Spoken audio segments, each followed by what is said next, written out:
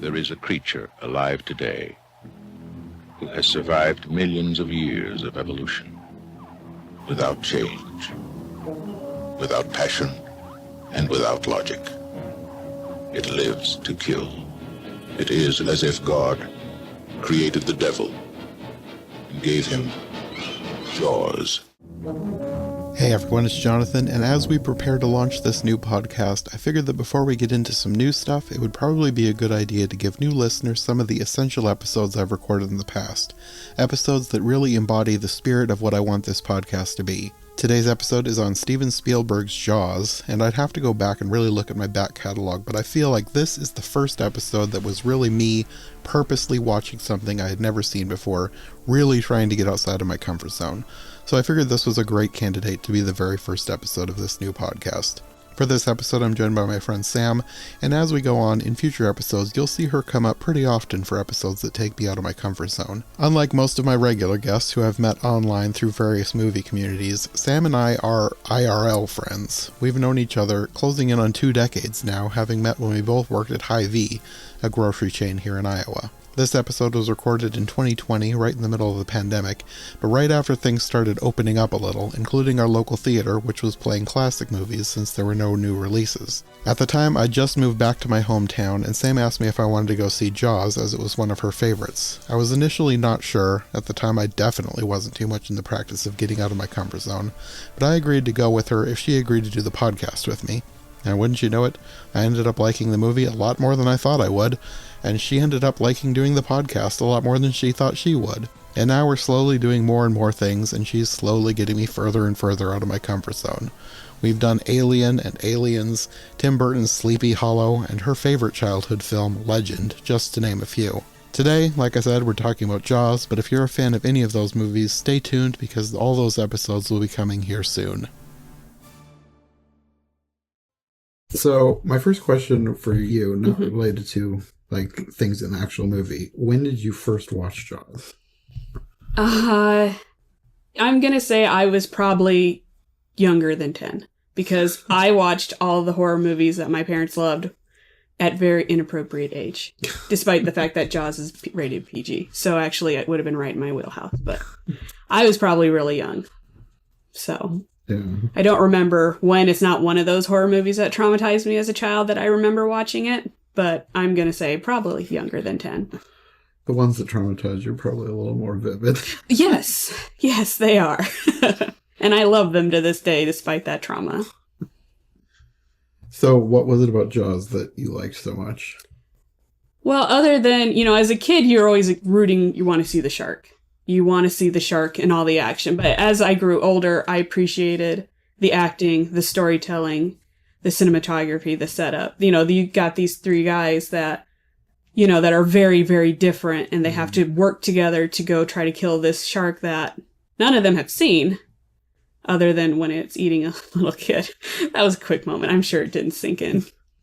And I just love their camaraderie and how they start to bond, and then Quint's PTSD and, the madness he has from his time in the war just kind of takes over, and they're just have to fight to survive between each other and the shark.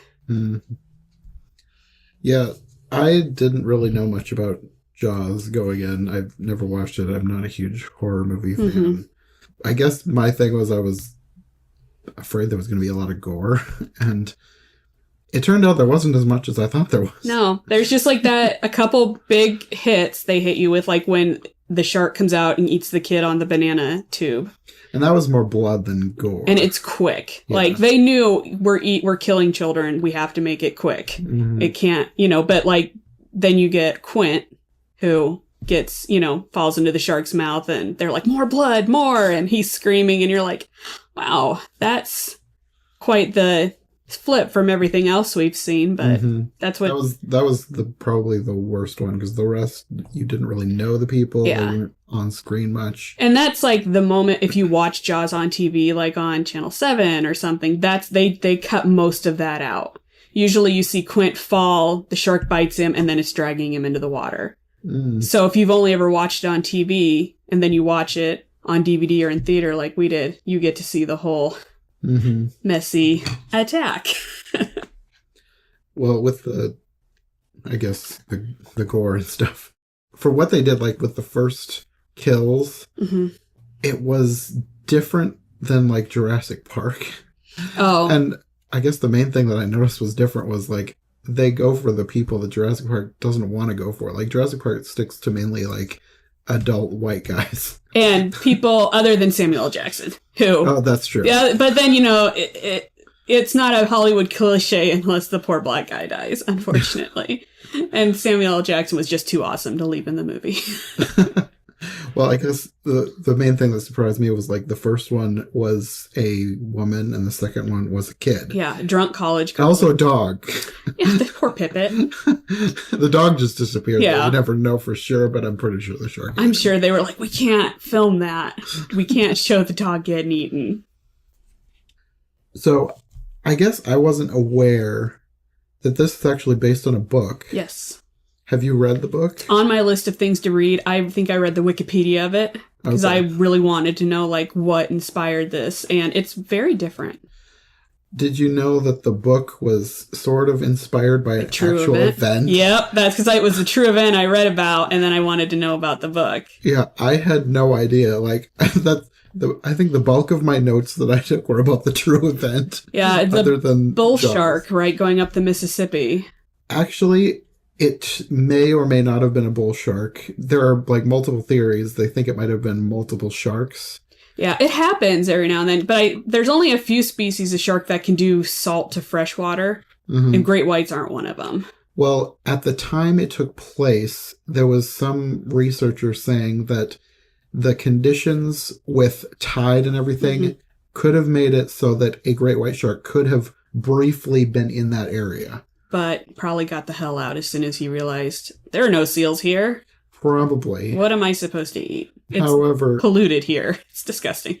Around that time, there was a great white shark caught that had human remains in its stomach. Well, And the weird thing was it was caught by a taxidermist and a Barnum and Bailey lion tamer. What the hell? Like, these two friends were just fishing, and they catch this shark. These two fools out there like, let's go shark fishing. Oh, look, a great white. Let's cut it open. And the little Billy Bob from the movie pours out. Now, it wasn't like they could see that it was specifically a person, but they had, like, the bones analyzed. Yeah, probably, sharks digest very slowly because it's one of those things where you never know where you're going to get your next big meal. And the shark that was eventually killed was 7.5 feet long and 325 pounds. Oh, so he wasn't very big. It was a juvenile. Yeah, I would say that was a little guy. So it's not surprising then that he may have tried to that he ate a person. And we don't know for sure that he even killed that person. He could have, people throw remains into oceans and rivers all the time. That's true. He could have just maybe found a foot and been like, all right, a snack.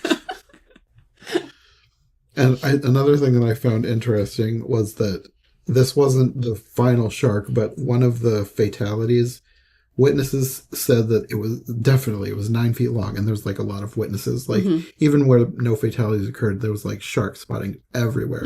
And part of me is wondering, were they actually spotting sharks, or were they just freaked out because of all the news stories? Because there was, like, a literal media storm over this. Well, and look how many people, and I'm not saying it doesn't exist, but look at how many people have seen the Loch Ness Monster. Especially in the height of, oh my God, there's a monster in the loch. Yeah. And, who knows how many people have actually, and a lot of people, I think, do stuff like that for attention. Like, oh, yeah, I saw it. Totally. I saw it. I want my name in the paper.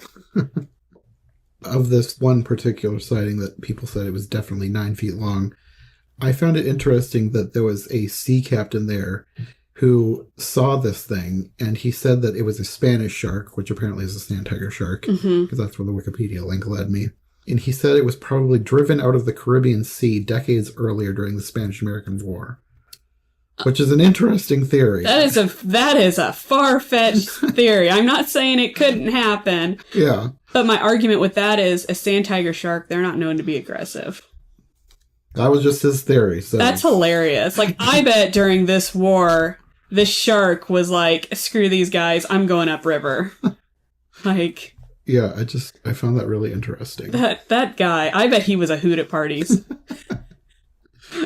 There was another, like, notable person. I don't know her. There was an actress, Gertrude Hoffman, said that she was almost attacked by one. Oh. And that apparently made news because I guess that'd probably be like Nicole Kidman saying that a shark attacked her. My issue with that, which is just hilarious, is that river is dirty. And there's a lot of, you know how big catfish get? Like, she could have stepped on a giant catfish and been like... That is true. Catfish can be huge. You know, people go noodling and pull those things out. You step on... I've seen videos of that. That's horrifying. Like, you're stupid. Why would you stick your hand in that thing's mouth? And this actress later said that she's pretty sure that it happened, but she said maybe her trouble was for nothing, but... She feels like she barely escaped death. What year? Do you know what year this took place? 1916. Oh, she's on drugs. No.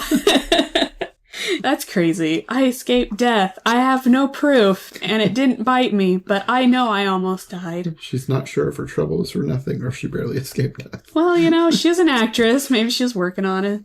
Maybe she needed to have a traumatic moment in a movie. I found it interesting, and I guess this makes sense because the book was like inspired by some of these events, but there was things that happened in the movie that actually happened in real life, like people hunting with dynamite, and people still do that. People putting a bounty on the sharks. It was only $100, but it was apparently $2,300 in today's money. I say that's a lot of money in today's time. Yeah.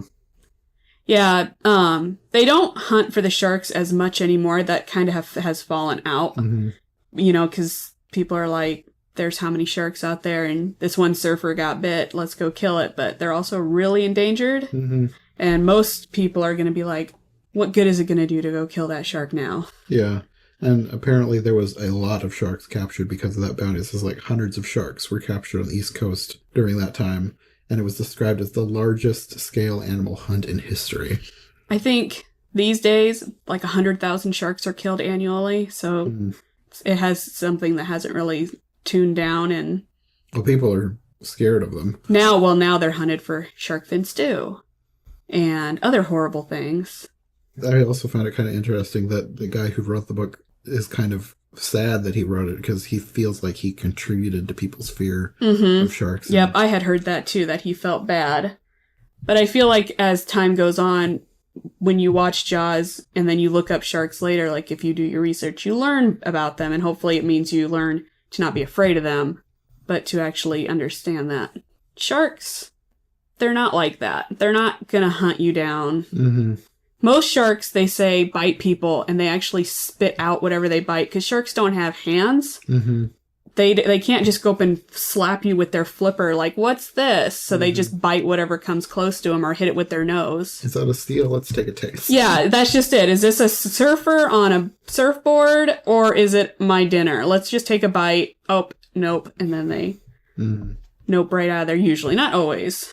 One other thing that I found really interesting. Apparently before this, not a whole lot was known about sharks. And people like legitimately thought that they were timid and powerless. And because like sharks before this, they weren't like known to attack people. And technically they don't really, but they can inflict damage. But people apparently legitimately thought they were unable to have the jaw strength to inflict any damage. Oh my. Wow. That's something I didn't know. That's... Yeah, who's going to take a look at a shark and all those teeth and be like, oh, I'm sure he's fine. Apparently people had to like rewrite some science text because of that. I suppose that does make sense though. If you're not in there and doing the research and going down in there and making a shark bite something so you can see what his jaw strength is, then you're not going to know. Well, I guess we could talk about the actual movie now. I found it really interesting that Jaws is like, it's considered like the father of the summer blockbuster. Yep. Like the big... It's the first one, I think. Yeah. The first big high concept film. Yep. Star Wars came right after it, but Jaws was the first like actual blockbuster movie. And now people need their big summer blockbusters every year. Yep. My mom went and saw Jaws when it came out.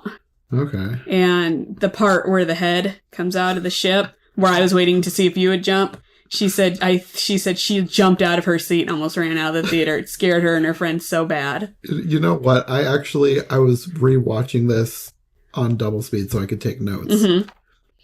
And when it got to that part, I jumped, even though I knew it was coming. Yeah. I still jumped. Well, it's a good suspenseful moment. They're building the moment. You don't think there's going to be a head. You're thinking the shark's going to pop up or his eyeball's going to, like, wink at... You don't think there's going to be a dead guy peeking out. Yeah, you don't think some head with a crab in its eye is going to...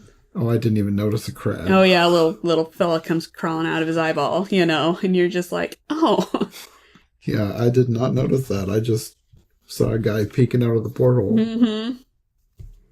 So I guess the biggest thing for me about this movie was finding out that it wasn't, like, at all what I thought it was.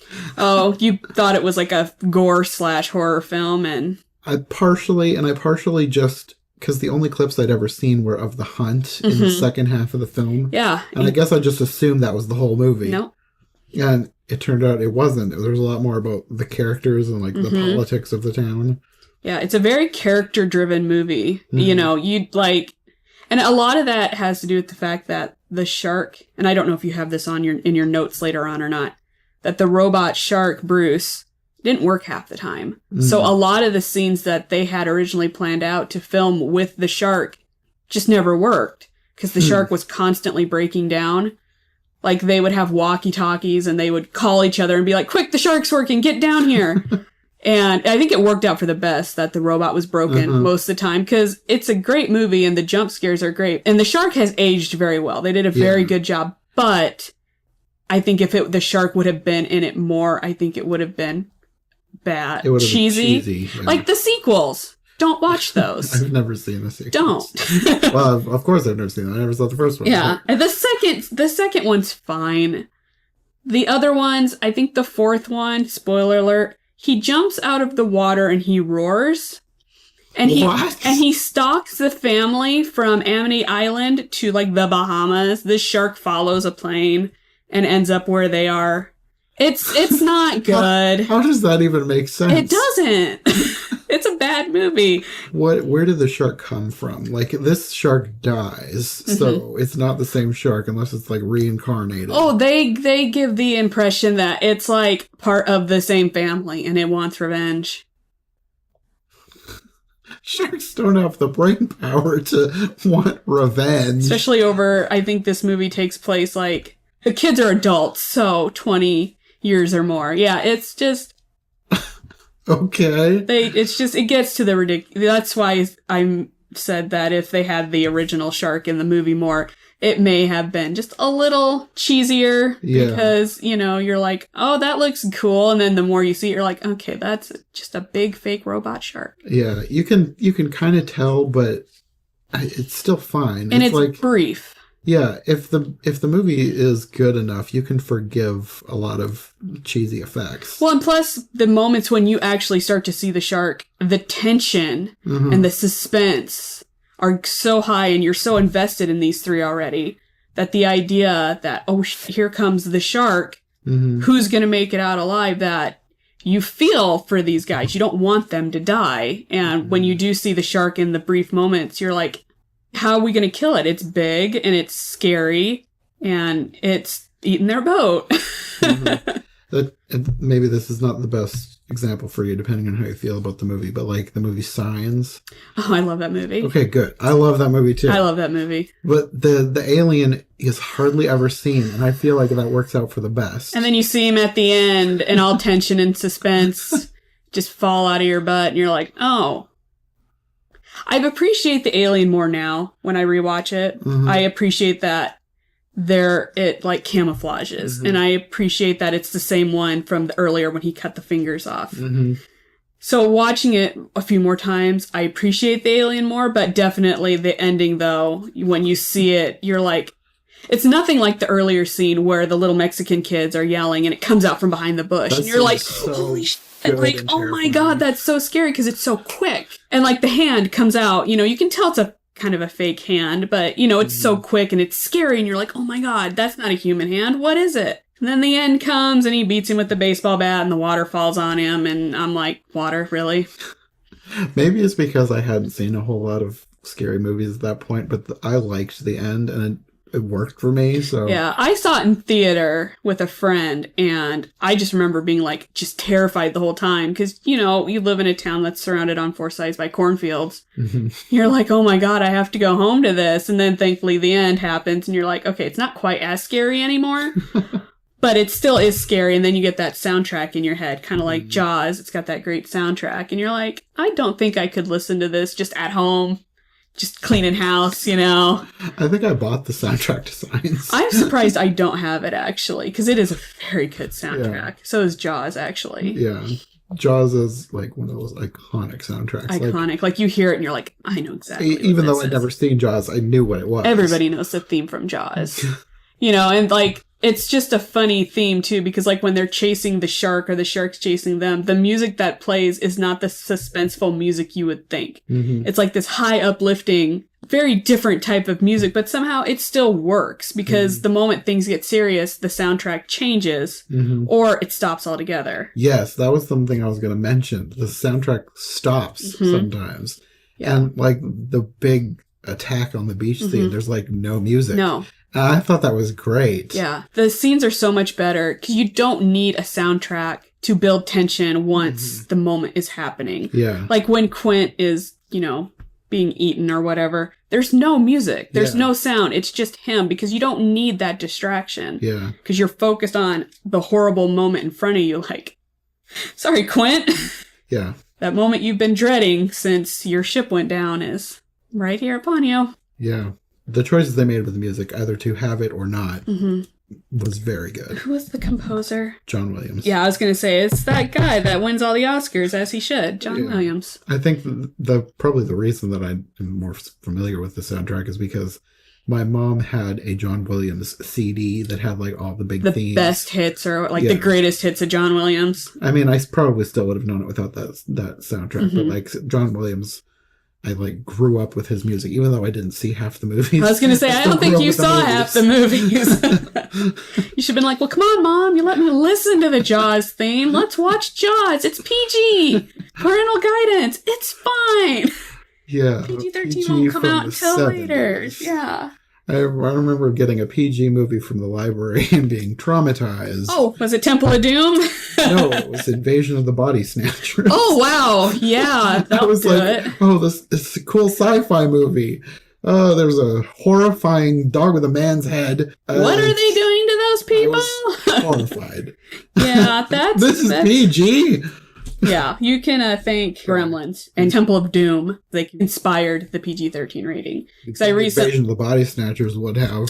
I think that probably wasn't marketed towards children, but Indiana Jones and the Temple of Doom was. Oh, that makes sense. And so was Gremlins because they conveniently just left the Gremlins, except for Gizmo, out of the advertising. That's kind of like a horrifying bait and switch. It is. It's like, let's go watch the movie with this cute little Furby. Oh dear, what the hell is happening? It's like, people are mad. Yeah. And I recently rewatched Temple of Doom, and I'm like, wow, this is bloodier than I thought it was. I mean, so is Raiders with the melting zombies, but Temple of Doom, it steps it up. It's got some moments where you're like, yeah, this should not be PG. Children should not be watching this. Even though you watched a lot of things. I did. I watched R-rated movies. I was a rebel as a child. You're like one of those do as I say, not as I do people. Yeah, like I watched Alien when I was 5, but you shouldn't. Wait, small child, until you're older to appreciate it. Yeah, I still haven't brought myself to watch Alien. Wait till it comes back to theater. We'll go see that next.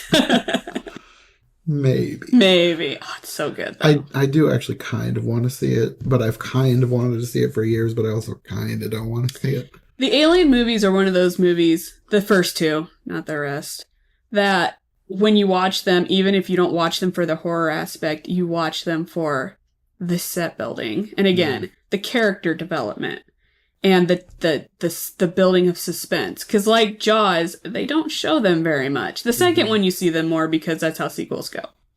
But the first one, you don't see it very much. And again, it also had something to do with the fact that they also just couldn't afford it.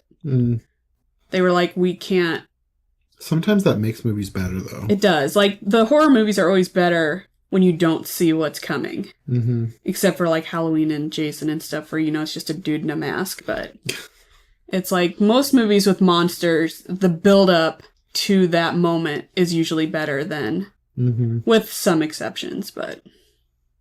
But with Jurassic Park, I need to see those dinosaurs. Yeah, Jurassic Park is one where you're like, I want to see dinosaurs right now. And like Pacific Rim. Like, I want to see giant kaiju, and I want them right now. That's the point of the movie. And they're like 11 minutes in, they're like, oh, we got you, don't worry, here's a kaiju. And you're like, yay!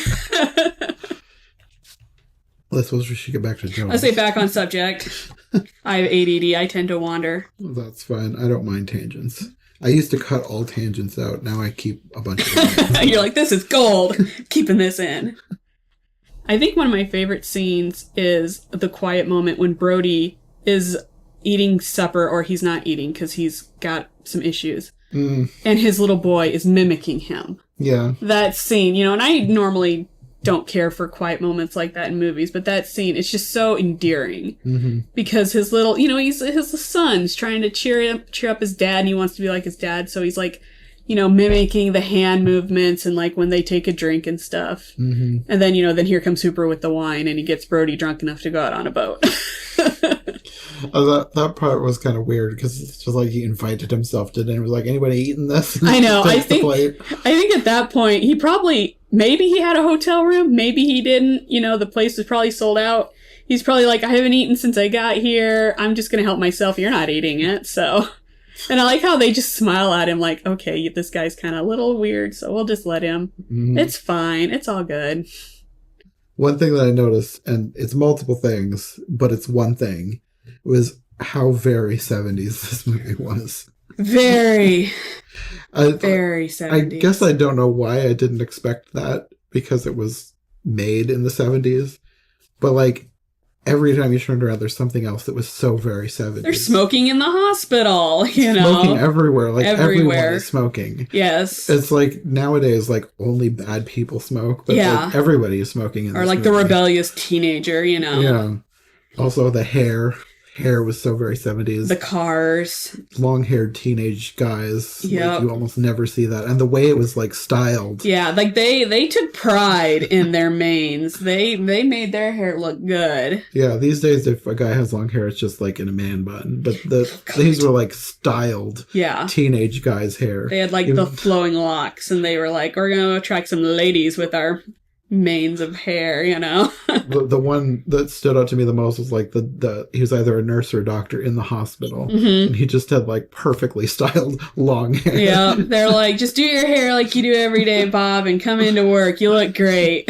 And of course, like fashion, but like they're at the beach too, so like swimsuits. The swimsuits, like very small men's swimsuits, not like Speedo, but like small. Like really short legs. Like you never see that these days. Yeah. And like the diversity of the people at the beach. Like you have old people, you have overweight people. It's not all beach babes like Baywatch. It's you look at that beach and you're like, there's real people. Real average people. That's another thing that I noticed about this movie was how the people in the movie made it feel like a real story instead of a movie. Yeah. Because like you don't have like a ton of hot people going after the shark. They're just average people. I mean, you look at Brody and it's like these days he'd be like Chris Hemsworth, which I'm not complaining, but it'd be some hot guy, who eventually is going to take his shirt off and he's got like a supermodel wife, and they're just, you look at them and you're like, these are all normal These are normal people. Like you'd go to somewhere and this is who you'd run into.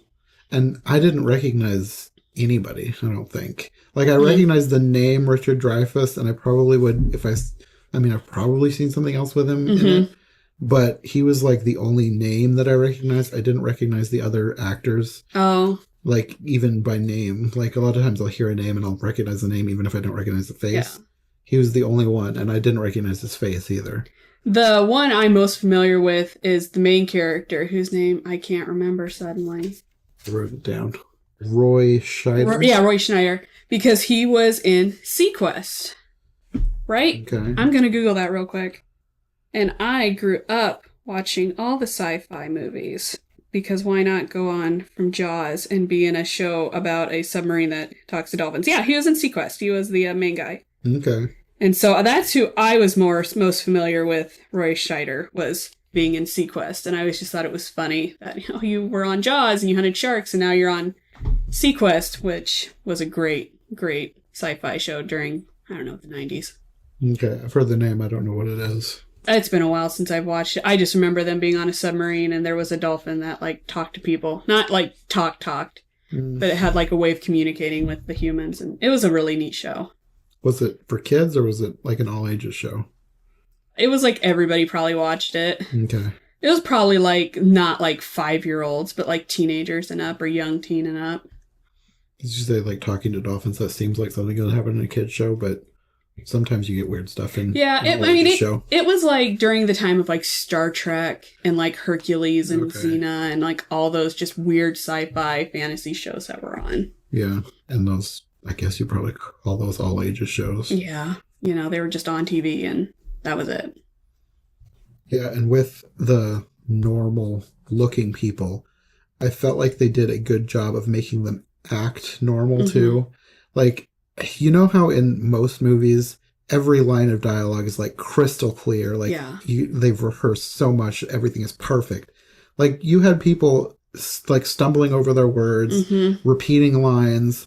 And I don't know if that was a blooper that they left in or they did it on purpose, but either way, it just made the movie feel so much more real. They feel like real people. Yeah. They were character-driven people. Yeah. The scene in the boat where they're singing and they're comparing scars. That's one of the best scenes in the whole movie is when they're comparing scars because it's so real. Yeah, they feel like real people. Yeah. Being weird together. Yeah, and there's no zoom in on their faces when they're talking. It's just a wide shot. And That's something I didn't even consider was the shots. There isn't a whole lot of there's the one iconic zoom in. The zoom in that I've seen even before I'd seen Jaws. Yeah, that Spielberg zoom in. Yeah, but other than that, you don't have a whole lot of facial close-ups. Because they're not banking on this movie making money because everybody's attractive and perfect and they want you to see their face. It's more look at these people and the characters, their development. They're real people. And plus, I don't think they did a lot of close-ups back then. I don't think cameras and stuff were quite ready for the full HD close-up of a human where you can see every pore in their skin. That's true, but do you actually want that? No. One of the Twilight movies was all close-ups of the face, and I'm like, what is happening? Zoom out. Zoom out. That's another series I've never seen. Don't watch it. That's one of those that I've said that I probably won't ever watch unless somebody really wants to do a podcast, then I probably would do it for a podcast. If you get stuck in another quarantine and you can't leave your house for 2 months, you'll finally cave and watch Twilight. And then you'll regret. If I get stuck in my house in a quarantine, I probably would watch ones that I actually really wanted to watch. I would hope so. I guess one thing that we should talk about is something that it's kind of become weirdly relevant these days. And maybe you haven't seen this, but on Twitter, for a while, all I was seeing was people comparing governors to the mayor in Jaws. Yep.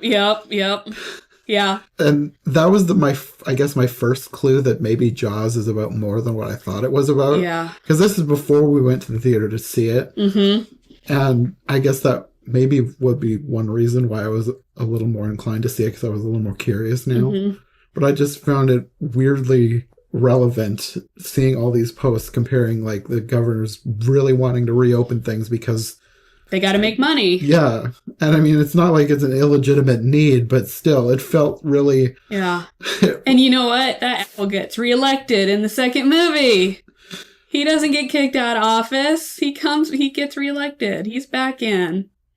I mean, that seems par for the course in politics. It does. Especially you look at these days, when I first watched Jaws, and I think a lot of people felt this way when you first watched Jaws before 2020 or 2019 or whatever, is you're like, there's no way they'd open the beaches. Everybody saw that little kid get eaten. They all saw it. They know what's going on. There's no way that the government would, or the local powers would allow the beach to be open to make money. Now you're like, yeah, Yeah, they would. Yeah, they would. They would. And they would reelect him, too. The call of the dollars. Yeah. It's like little Timmy got 8 in front of 50 people, but we're still going to reelect you, Gov, because you did a good job. I'm glad I'm not the one that has to make those decisions. I would be forever questioning myself if I made the right one. Well, and then it's the conflict, too, between Brody and the governor, because Brody's like, no, we have to close the beaches. We have to find out what's going on. Mm-hmm. We have to figure out where the shark is. Is it coming back? We have to hire people to help us. And they're like, no, we're not going to close the beaches. We'll cause a panic. And there is no shark. It was a boating accident. You know, they make the coroner change his story. Mm-hmm. Originally, it's a shark attack. And then he's like, oh, no, it was a boating accident. It totally was. That was something that really annoyed me, and I think it's supposed to. Yes, it's supposed to. The fact that Brody wanted to close the beach, the mayor forced him to not close the beach, and then the grieving mother slaps him. She slaps him. Thinking it's his fault, and nobody ever corrects her. No. That's just annoyed me so much. Yeah, I think that's how you're supposed to feel. Like, the blame is getting put on the wrong person. Yeah. Because what's he going to do? Turn around and say, hey, it's not me, it's the governor, but he's not going to do that. You can't say that because then that makes you just seem like a jerk, too. Yeah, and this grieving mom just had her kid die. You're not going to yell at her or be mean to her because it's like, she's grieving. Her kid is dead. Got ate by a shark. Yeah. You're just going to just be like, okay, I'm sorry. We're going to fix it. Hopefully, a few years down the line, she finds out the truth and then goes after the mayor. Well, considering he got reelected. Fan fiction. Yeah. I was like, considering he gets reelected, I doubt it. But yeah, I'm sure there's a fanfic out there that could probably help you with it. One scene that stood out to me. It was very weird. It was the scene after they've reopened the beach after the kid had died.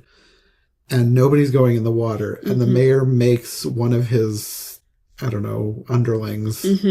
Just this old guy and his wife. He makes them go out in the water. Yep. And it's like, he's like, it's almost like he's sacrificing this guy, even though the guy doesn't die. It's like, some of you may die. What's that quote from Shrek? But it's, you know. That's a sacrifice I'm willing to make, you know. And yeah.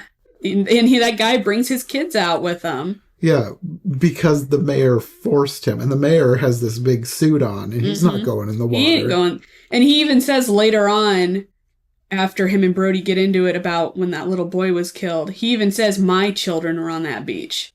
But it's like, but did your kids go in the water? You didn't force your children into the water when you think it's perfectly safe. You're making other people go out there and test the waters first. Yeah. And what kills me in that scene is everybody's afraid to go into the water, but they're all at the beach anyway. I mean, I understand you want to, it's probably what they did. It's the 70s. What else are you going to do? But it's like, don't make them go into the water. Yeah, it was just a weird scene, the way that played out. And it also seemed really weird that as soon as the old couple went in the water, like, oh, it must be safe. Everybody's going to go in. That herd mentality. It's like, oh, they went. Let's all go. True. And it also kind of shows the power that the mayor holds over other people, that he can literally just say, you need to get up and get in the water. There's like that silent threat of, or maybe you'll lose your job.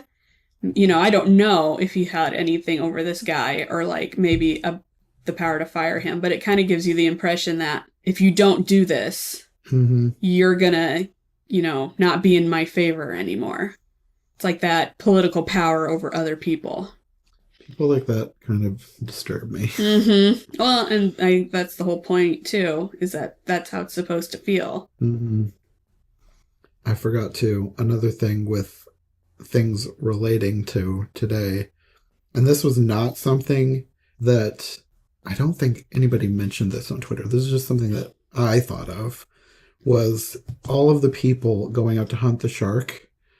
They're like all cramming into the small boats. Like, even though they're being told there's too many people in that boat, you need to get less people in these boats. It was like, that's like what people are doing today. Like, we're not supposed to have too many people in certain areas because... But we're going to do it anyway. Crowds are what spreads the disease. Yep. But nobody listens to that, and they crowd anyway. Yeah, because, like, for them, too, like Brody and Hooper, You know, like, they respect Brody to a point because he's the sheriff, but Hooper, he just shows up and starts trying to tell him what to do for what's best for him, and they're like, we're not going to listen to you. You're not from here. You're not one of us. We're going to do what we want. We've got dynamite. We're going to go out in our little boat and throw a bunch of blood over and bait the water and try to lure in a shark and throw dynamite in the water. Yeah. They're probably all drunk too, but you know. Probably. But just the flagrant disregard for rules just struck me as relevant. Yeah. It's like, we're going to do what we want and you can't tell us any different. Yeah. Meanwhile, you got Quint at a distance watching them and just laughing. He's just like, whatever, guys. Do what you gotta do. Well, I guess we could talk about the last part of the movie, since that's the part that I thought the whole movie was. Right. What's pretty much advertised whenever you see it is the whole thing at the end. I found it kind of interesting that I don't know if this is on purpose or if this is just something that I made up, but I feel like the state of the boat is sort of representative of the state of Quint's mental capacity or whatever, because, like, the more the boat gets destroyed, the crazier he gets. It's true, yeah. It's a very good observation that, you know, because Quint appears stable when you meet him. Everybody just thinks he's just a local nut. Yeah. You know, he's a local shark hunter, you know, but nobody knows that much about him because when he talks about being on the USS, that ship that went down, nobody knew that. And, you know, he appears on the outside that he's a little off, but he knows his stuff. But then, yeah, as the ship starts to fall apart, so does his mentality. And you got to wonder, is it him breaking? Is it like his PTSD from his time in the war? Or is it just a symbol of his struggling mental health? Because he's got problems, that's evident. Because, you know, back then, they didn't probably even know what PTSD was. No, probably not. There was no treatment for that, and he just kind of secluded himself from everybody and did his own thing for years. And was literally chasing down his nightmares from what happened to him and the other people, what he had to witness. It was kind of like he had a death wish the whole time, but he just didn't know. You know, he didn't purposely try to kill himself, but he put himself in situations where he could very well have been killed. Yeah. One other thing from those last scenes. I feel like when I saw it in the theater, I thought maybe I was just seeing things. But then when I was watching it again to make notes, there are comets shooting through the sky. Did that happen, or did they add them in later? The first comet you see when they're on the boat is real. And I think they added the other ones in. Okay. Because the first one, I know maybe two of them, because I think do you see three maybe? I saw at least two. I think, okay, so there's two. I know the first one when they show them, they're looking up on the boat and behind them you see the falling star. I know that one was genuine. The other one may have been as well. I don't know if they had the digital power to add that in back then.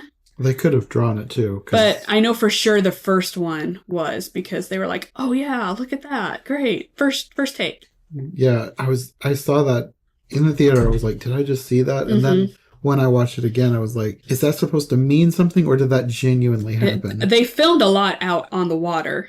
Okay. So that I think pretty sure that first one was actually so it was just a happy accident. That they caught and decided to add in. And I know they said that kind of thing, Spielberg started to add them a lot into other movies, I've heard. I don't pay enough attention to other movies to notice, but that he was just like so taken back by it that it's been done in other movies too. Okay. Interesting.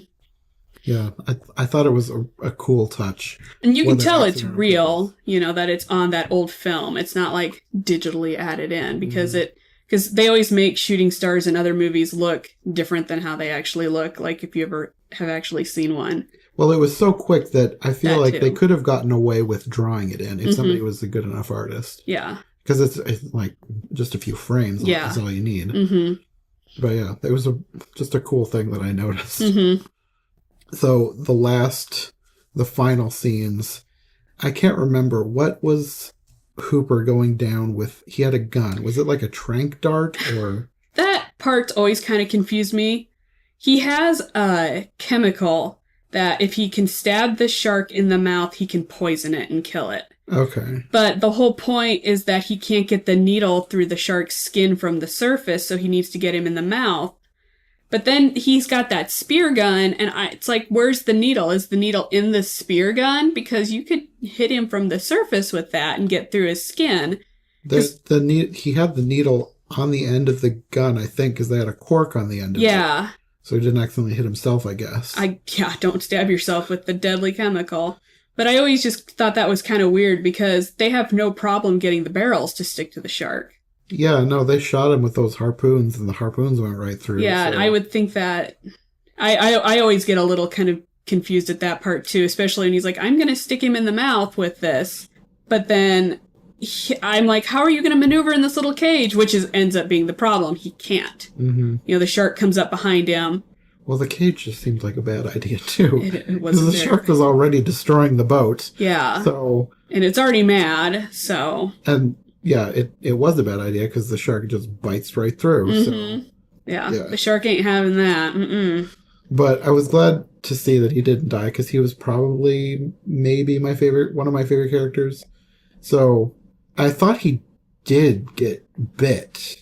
Yeah, there was blood. I thought. I don't know if it's blood or if it's just a lot of bubbles because that scene you can tell they went out with a shark cage and it's a real shark. Those scenes underwater are a real shark. You know, not the close-up of when Jaws comes by, but you can tell when the cage is being destroyed. That's real shark footage.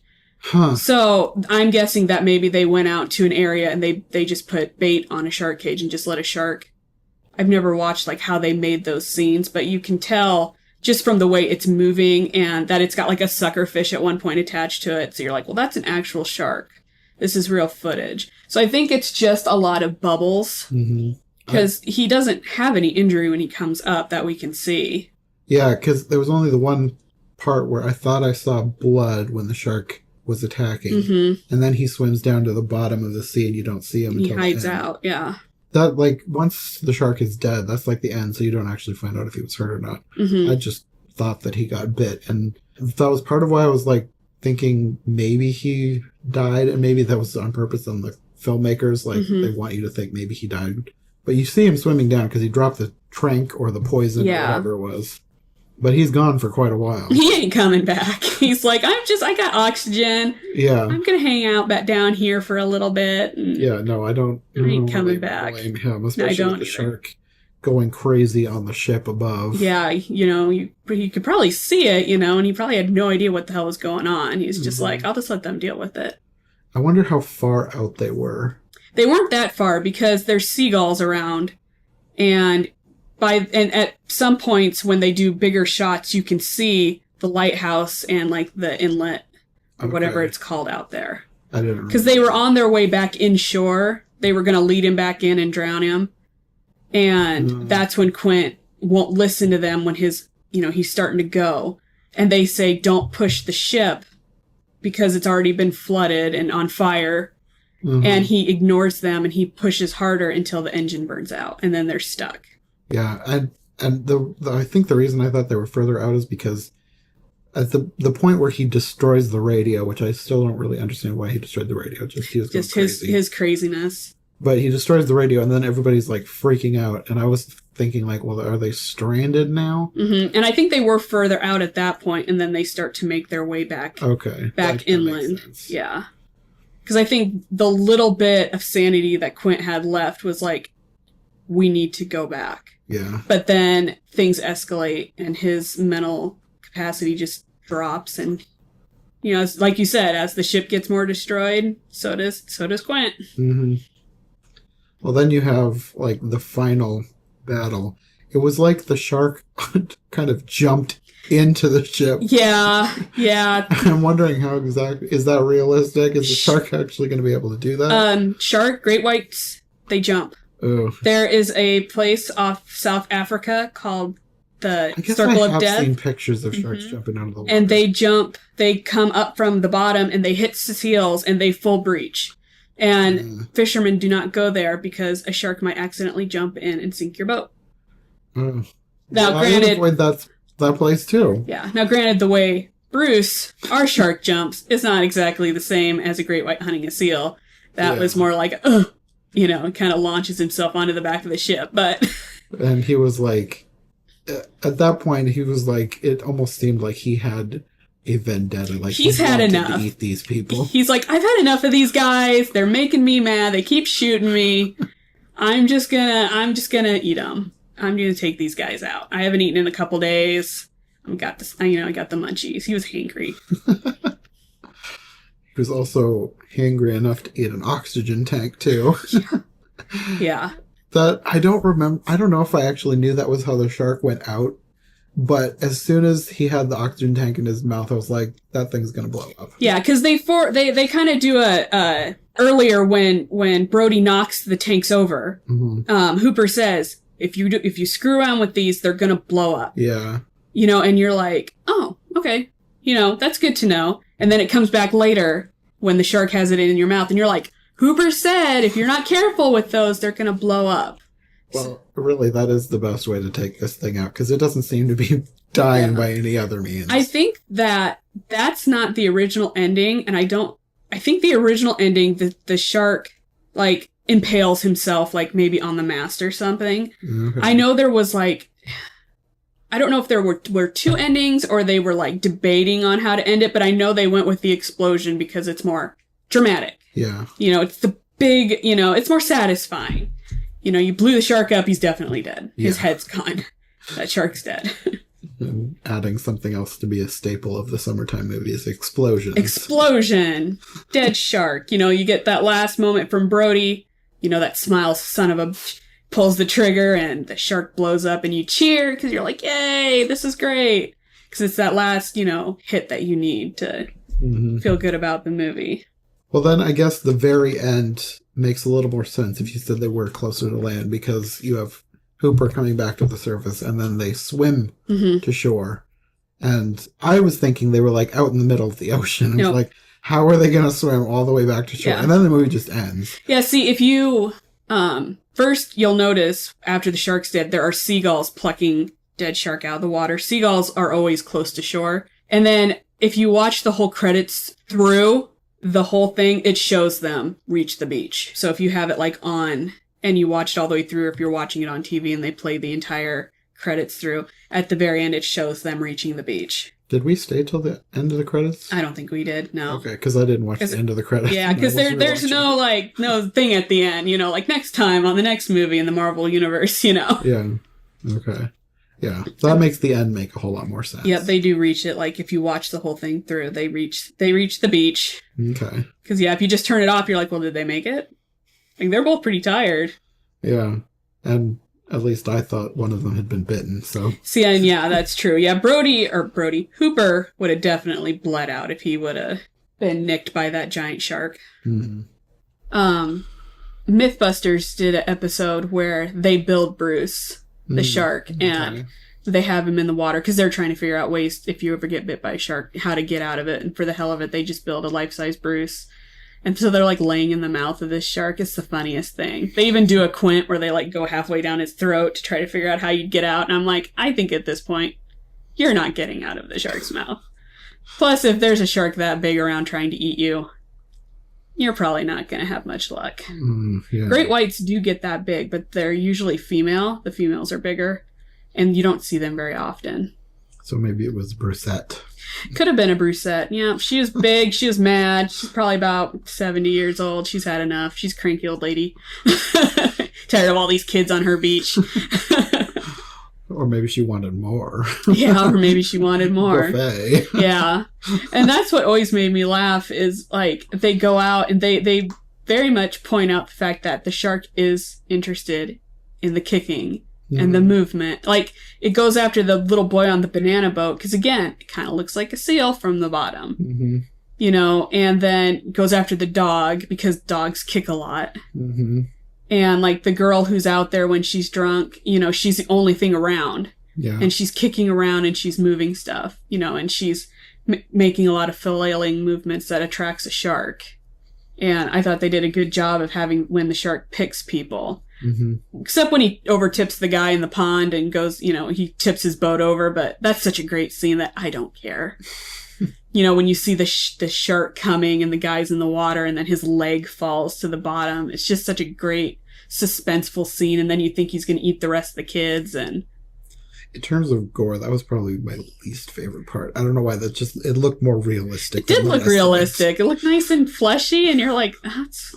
It was... Even the blood wasn't that bad. Mm-hmm. Yeah. They did a really good job, but everything they had to do, and this is what these early movies had to do, is there was no CGI. Mm-hmm. They filmed a lot of it out on the ocean, and you can tell when they're not. You can tell the green screen, but they do such a good job cutting in between that. It doesn't pull you out of the movie. It's not like nowadays where you watch some movies and you're like, all the CGI in the world, and I can still tell. Even when you can't tell, you can still kind of tell. Yeah, you can still. It's kind of like when you watch, what's the term when the uncanny valley? Yeah. You know, and you're looking at it and you know it's fake because your brain's telling you that doesn't exist. Kind of like there are moments in Avatar where you're like, I know this isn't real, but that looks real. Mm-hmm. But when you watch some shows like Jaws, Jurassic Park, Alien, Predator, it's real. Because it's really there. You can reach out and you can touch it. And you're like, I know that doesn't exist, but the fact that it's an actual thing that they made makes it, you know, real and more scary. It's easier to be unafraid of a CGI monster than a monster they have built from the ground up that's actually moving around and interacting with the people. Yeah. I feel like even though I'm not one of those people who hates CGI stuff. Because I think people can make awesome looking things with CGI. But like the practical effects just add something more to the movie. Yeah. And it just makes it feel so much more realistic. And that's probably a lot of why Jaws has been so lasting, because it feels real for all the other reasons we've talked about.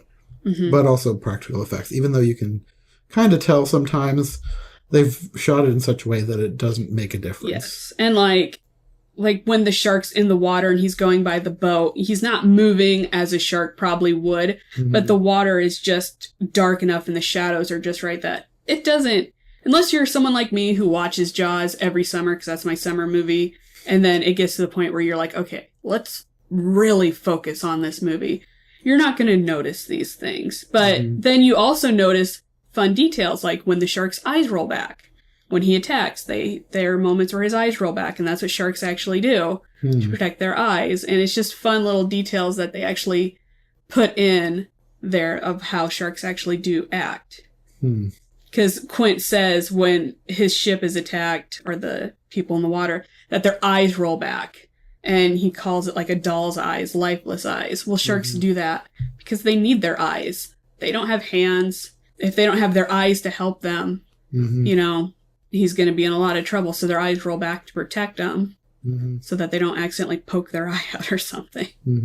Because I imagine a lot of things they eat probably fight back at one point, except for little fish. Yeah. Other sharks. I think their biggest problem, other than humans, would be other sharks. And I know orcas have been known to kill that makes sense. Sharks. So, but like I said, though, don't watch the sequels. You can watch the second one, it's fine, but... Yeah. I feel like at this point, I would watch them just to see how really bad they are. Well, like Jaws 3, they tried CG with it. And it's Jaws 3D. And it's just something else. I've heard if you watch it in 3D, it's better, because that's how it was supposed to be filmed, but that doesn't make up for a bad plot and everything that goes with it. I mean, I guess this happens more than it should, but like it seems so weird that a movie with this kind of pedigree, directed by Steven Spielberg, would get such atrocious sequels. But I guess that does happen. Jurassic Park!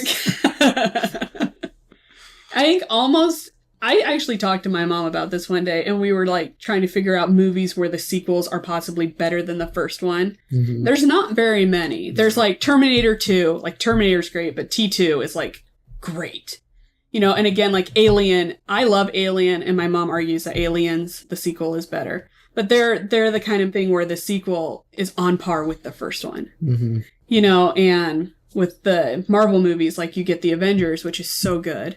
But then you get Avengers Age of Ultron, which is okay. It has its moments. Mm-hmm. But it's not... But then it goes back up again. And then it goes back up again because they got the Russo brothers. Well, I think that's all my notes. Do you have any final thoughts about Jaws that you want to talk about? Since I didn't take any notes and I forgot. Not really. I mean, I was going to ask you, so when, I know you said it wasn't the movie you kind of expected because you had only seen the moments with the shark. Mm-hmm. So were you disappointed when you realized that the good part of the movie is just character development and build up until the moment that they actually go out to hunt the shark? No, actually, I think that made the movie better. Mm-hmm, I agree. The fact that you don't actually see much of the shark until the end, that really helps build the suspense. And then all the character development, it actually makes the movie, I guess, worth watching. Because you root for them. You don't want them to die. Yeah. You're like, I don't want these guys to get eaten by this shark because we've learned so much about him. Even Quint, who is a little off his rocker, and if you ran into that guy somewhere, you'd be like, I'm going the other way. I would avoid him. I would avoid him, but then you learn more about him and like what he went through. I always liked that piece of, historical, because that actually happened. That's a real thing, what he went through on that ship when it sank. Okay. And the sharks picking people off. It was a very horrible thing. And I just always appreciated that they gave him a reason for why he is the way he is. He's not just a nut. Mm-hmm. He's not just some crazy guy who goes out and hunts sharks because he can. Mm-hmm. He's doing this because of what he went through. And it's probably the only thing he can do. Mm-hmm. He's just kind of like a hermit on the ocean who just goes out and tries to probably get revenge for all those people he lost in his own crazy way. Yeah. Did Jaws end up being everything that the hype plays it up to be? Like, did you think it's worth that first blockbuster, movie ever? Yeah. It wasn't like a standard blockbuster by today's metric, I guess, with all the explosions and spaceships and whatever else they put into them. But for a first blockbuster, yeah, it was good. Mm-hmm. Yeah, I actually liked it. Okay, well, that'll probably do it for our Jaws discussion. Yes. Normally at the end, I ask if my guest has anything they want to promote. Do you have anything you want to... If somebody wants to find more stuff from you... well, I don't have a lot. Instagram, anything? No. No. I just wear a mask, social distance. So you don't end up being like the mayor in Jaws. Yeah, don't vote for the mayor in Jaws. Okay, well, thanks for joining me with this. This was a lot of fun. Yeah, it was a lot of fun. And maybe we'll see you next time. Yeah, we'll see what happens. We'll see how this goes. Okay, see you later. Bye. Thanks for listening to this podcast on the Joncast Network. We'll be back soon with another episode, but in the meantime, make sure you follow my co-hosts. I'll have their links in the description, along with links to all our latest episodes, all my socials, and my Patreon, where you can find bonus and extended episodes, and get early access to most episodes, sometimes up to a week in advance. Make sure to subscribe to this show on whichever podcast platform you prefer, and follow the Joncast Network on YouTube for more podcasts covering all kinds of things beyond just what you'll find here. Thanks again for listening, and we'll see you again soon.